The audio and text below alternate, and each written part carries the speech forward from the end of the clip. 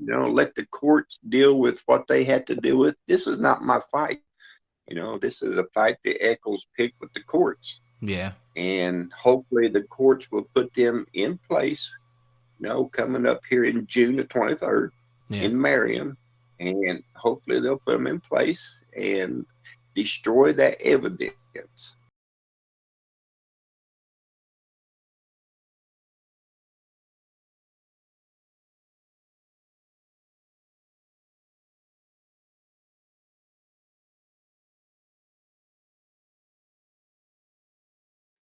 How would you feel about ending the film with a polygraph? Now, this has been mentioned to me before by another young man who wanted to do a documentary, and he wanted to start it with a polygraph. Okay, now, as far as ending it with one, let me run this past you. Think about this. How about, first of all, I don't owe an explanation to anybody out there. I agree. Seriously. The police has told everybody, over and over and over, and the judges have made their rulings, and none of them have been against me. Mm-hmm. So I'm not opposed to a polygraph, but I felt like over the years that if I ever done one, it would be to pacify the defense, and that ain't gonna happen. Yeah. So I'm not opposed to it. I just don't owe that to anybody. I agree. It was just an idea we were just throwing around, and I've noticed that people on these groups and stuff are always saying, "Why don't Terry just take a polygraph? Why don't Terry just take a polygraph?" Over and over and over. And well, if that happens, that they're going to pick that apart.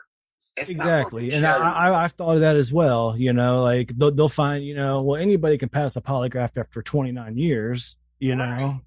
So I mean, it's still a good thought. Don't toss it out. We can talk about it. Oh, yeah, we have plenty of time to go over different options on things to do. So yeah, so you would want any of your questions on a polygraph would need to be. I don't know if you'd have to get an expert to ask him. If we could just make your own up, I don't know how that you have works. to. What was it, Andrew? You have to get a private investigator to do it.